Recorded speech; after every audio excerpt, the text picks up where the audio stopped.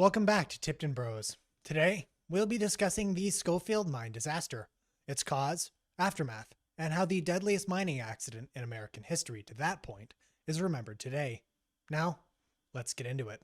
To preface, the Winter Quarters mine is in Carbon County, Utah, on the outskirts of the humble town of Scofield, a ranching community settled in 1879. A desolate stretch of arid land comprised of meadow grasses, steep canyons, and abrupt plateaus. On the morning of May 1st, 1900, the miners of the Pleasant Valley Coal Company began their trek down Winter Quarters Road, a route which branched westward from the city, steeped on either side by forested hills. The roughly 280 men filed into their designated section of the mine and began a grueling day's work. At approximately 10:28 a.m., an explosion of colossal proportions ripped through the number 4 mine shaft. The blast reverberated for miles, being heard in nearby settlements. Mine Superintendent T.J. Parmley was jolted by the detonation and immediately recognized the catastrophe that was unfolding. He haphazardly assembled a rescue effort and cautiously approached what remained of the number 4 shaft. According to historian Alan Kent Powell, the relief party first encountered a cart driver by the name of John Wilson. James W. Dilley, a witness, gives this account of Wilson's experience.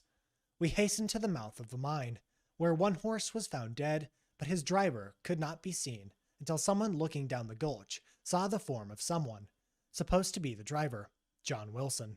A few of the men hurried to his side and found that life was not yet extinct, although he had been blown 820 feet by actual measurement. He was tenderly picked up and conveyed to his home, where it was found that the back part of his skull had been crushed, besides a stick or splinter that had been driven downward through his abdomen."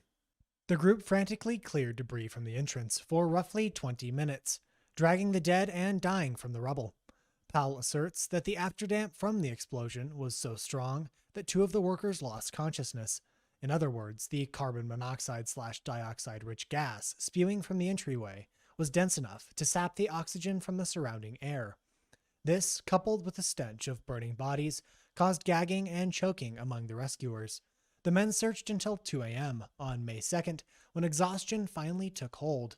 Miners from Clear Creek, Castlegate, and Sunnyside, Utah, piled into Scofield the following day to bolster the search. A grim sight awaited them. Powell remarks that the dead miners in the number 1 mine, an adjacent shaft, were brought out in coal cars, as many as 12 bodies in a car. Those bodies, which were mutilated and burned by the explosion, were brought out in sacks. The Salt Lake Tribune documented the process of removal, establishing, "When a corpse is brought out, it is usually carried from the mouth of each tunnel at the respective entrances to the place of deposit. Here there is a corps of men from 4 to 10 in number, with sponges, hot and cold water in tubs, and other receptacles.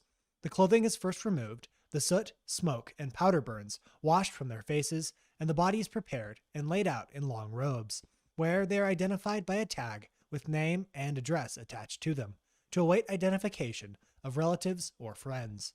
To worsen the situation, mine officials had no record of who was working at the time of the tragedy.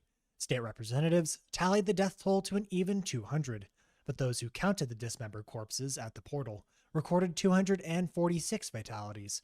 The effort was called off by May 6th, but the surviving Finnish American miners of Scofield maintained that 15 of their countrymen had yet to be recovered.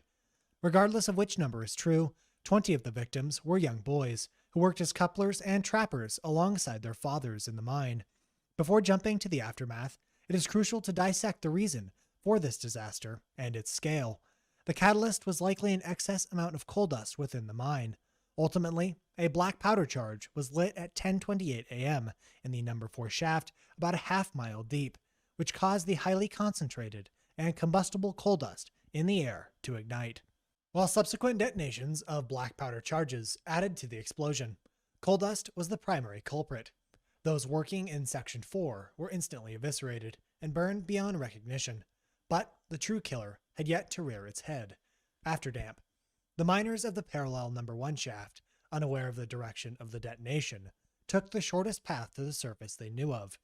Unfortunately, that was through the number 4 mine shaft. To no fault of their own, the desperate men walked headfirst into the toxic mixture of fumes and began to suffocate. Those who had survived the blast, or scrambled in from the adjacent tunnel, were now snuffed out by carbon monoxide poisoning. Salt Lake City was able to furnish only 125 coffins, and a shipment of 75 additional coffins was made in Denver. The bodies were washed and formally clothed and placed in the community boarding school. 51 of the deceased were buried elsewhere and shipped by train to their family members in places like Ogden, Provo, Springville, and Price, among others. J.H. Eccles, the local sawmill operator, fabricated an order for 200 wooden headboards. The inscriptions were made with a lead pencil, many being misspelled. 125 graves, located in the northwest corner of the Scofield Cemetery, were trenches dug May 3rd and May 4th, the coffins laying some 3 feet apart. Others were interred in separate family plots near the same area. According to Powell, 2 burial services were held at Scofield on May 5th.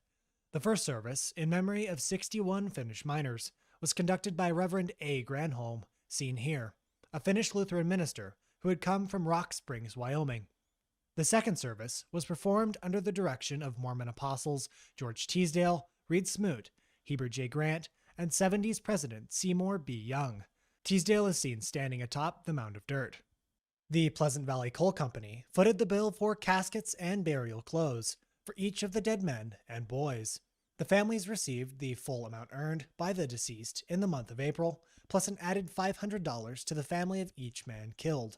Although seemingly generous, the business gave in response to public backlash, and not of its own generosity. The Pleasant Valley Coal Company, despite being questioned about safety practices, was cleared of all wrongdoing and continued operations until 1923. Today, Scofield, Utah is for all intents and purposes a ghost town, with a meager population of 26. Remnants of the disaster are still evident at the abandoned mouth of Mineshaft No. 4. The site is open to visit if you too wish to venture down Winter Quarters Road. I hope you've enjoyed today's brief overview of the Scofield mine disaster. We are a small channel, so a like is greatly appreciated, and recommendations are always welcome. Until next time, on Tipton Bros.